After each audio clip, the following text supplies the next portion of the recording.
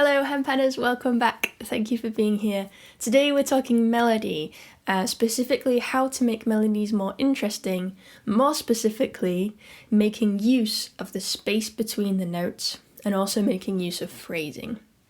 So we've talked about melody a lot on this channel. It's something that I'm really excited about. We've looked at how to turn groove into melody a few times. We've looked at how to make use of making shapes and using repetitions. I'll put some relevant videos in the description below in case you want to explore those more. But today we're just looking at those two topics. Space between the notes, and by that I mean looking at beat divisions and that kind of thing, and also phrasing. If those words terrify you, don't worry, they will make so much more sense in 2 or 3 minutes time, I promise. So, first things first, let's head over to the couch and get started.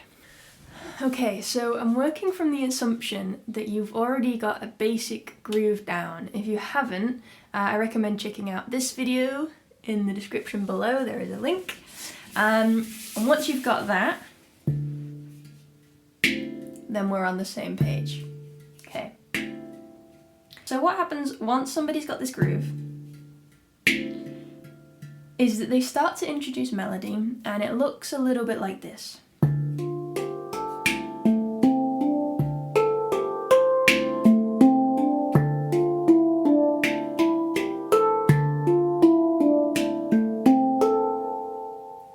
So, here are a few things that you can change to make that slightly more interesting. What I want to explore is how to play around with the space between the notes. So at the minute, every single note has the same amount of space between it. It's equally divided. We're counting 1 and 2 and 3 and 4 and 1 and 2 and 3 and 4 and, right? We could count 1, 2, 3, 4. 1, 2, 3, 4. But we know that those ands exist and we're playing those ands.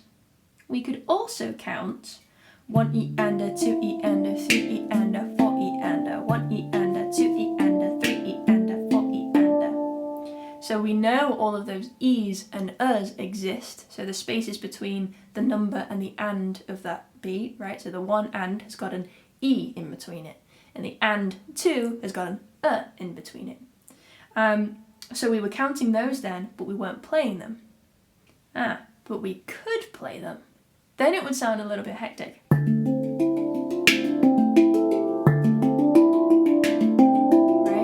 1 E and a 2 E and a 3 E and a 4 E and a 1 E and a 2 E and a 3 E and a 4 E and a. Okay, so playing all of those is a little bit much. Playing just the ands, 1 and 2 and 3 and 4 and, gets a little bit boring.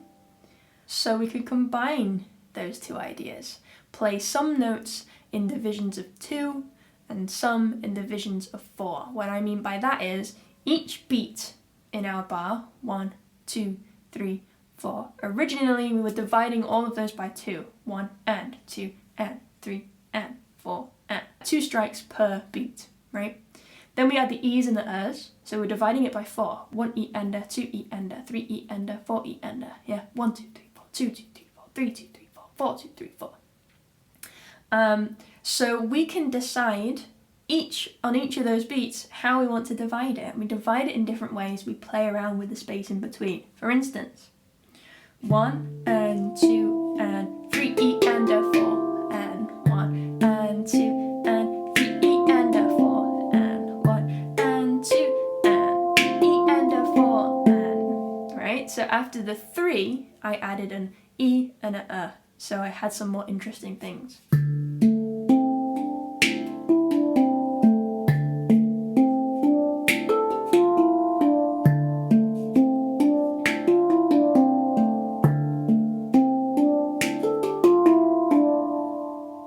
Already it sounds so much more interesting, so much more groovy. It's got a lot more movement in there. And we can do another thing to make it even more interesting, and that is take strikes away.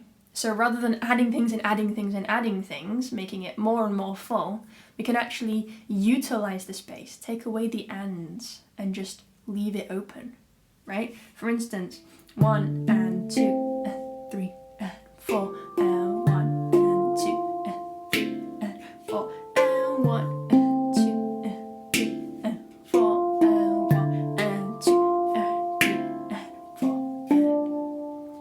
leaving some gaps in there. I'm still counting it, still keeping that groove, that pulse in my body, so I know where I am in the groove. But I'm letting the handpan breathe, letting it ring, and leaving some spaces in the middle of that groove to make it more interesting. So when we take away notes and add notes, so we increase the division, then we've got an even more interesting melody. For instance, 1 and 2 and 3 and 4 E and 1 and 2 and 3 and 4 E and 1 and 2 and 3 and 4 E and 1 and 2 and 3 and 4 E and right? Then, rather than repeating the same rhythm of your melody every single time around, then you can start to experiment each time once you get more comfortable with changing the rhythm as you go, so it doesn't always feel the same every time around.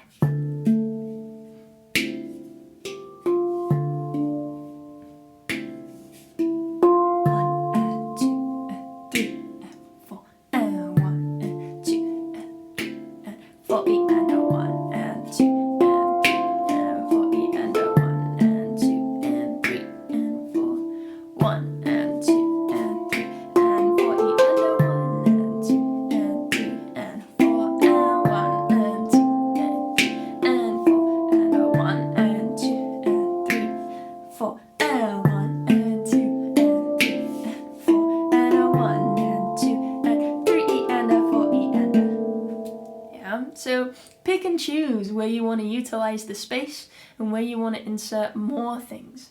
And then you start to find really interesting rhythms within those melodies. So that is utilizing space and being mindful of what kind of space you're using and being intentional with that space, rather than just dividing each note by the same amount every single time.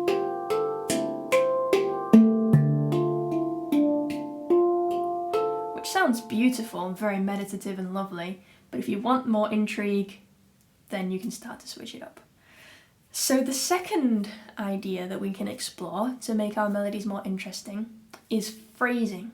So once you really have got your head around utilizing that space and you're comfortable with that, then you can start to think about how many bars of 4 your melody is actually going to take up, and when it loops back around. So it doesn't have to just fit within one count of 4. It can fit within 2 or 4.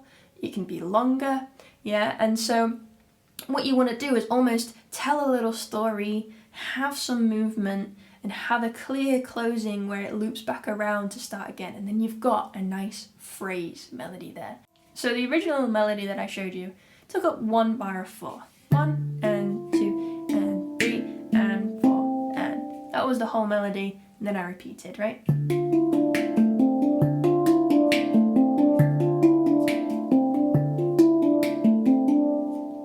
Now, over time, that starts to feel really repetitive. I can change one tiny thing, and suddenly it will feel much less repetitive, even though I'm still essentially playing the same thing.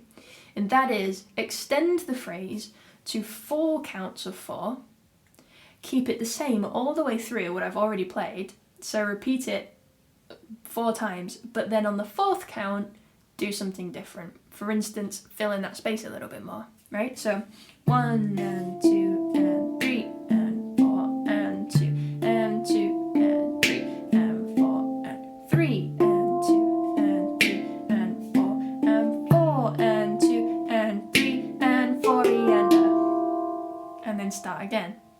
And suddenly it feels like you've lengthened it, even though technically you're still playing the same thing. But of course, it's still a little bit repetitive, so we can start to make those changes within it, and only small changes so it still feels cohesive as a whole. Keep it the same. Ooh.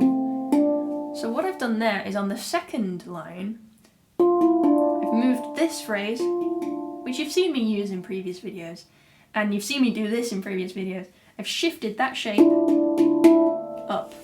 It doesn't sound nice together, but it sounds nice separate. Then I can repeat the low part again. So 1 and 2 and 3 and 4 and 1 and 2 and 3 and 4 and. So it's almost like you've got an A part and a B part. Then I can return to the A again. It doesn't matter that you repeat that because you've already done something different in between. And then the final line is like an A variation. So it's the A part and then something different. So that will sound like this.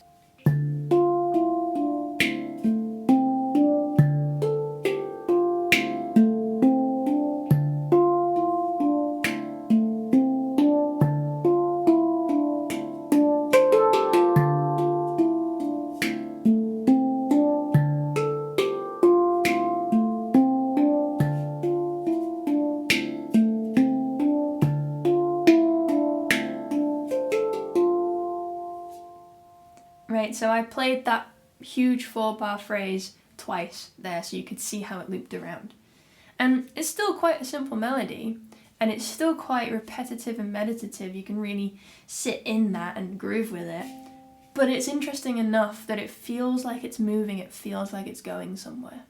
And from there, you can come up with a B section, completely different melody, you can play around with chords, you know, all of these things we've discussed in other videos. And then just keep developing from there and you've got an interesting composition. So my recommendation is, once you've found a melody that you like, do not settle for that melody.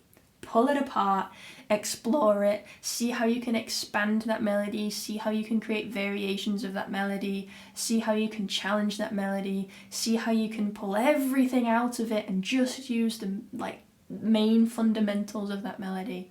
So you've got all of these variations to choose from in your composition, and you can make basically a whole composition just from a single melody if you really go for it. Think about those spaces in between, think about the shapes you're making, think about the phrasing, think about the rhythms you're creating, think about how you're repeating that melody, and think about how you can make so many different versions of that melody just by switching a few different things.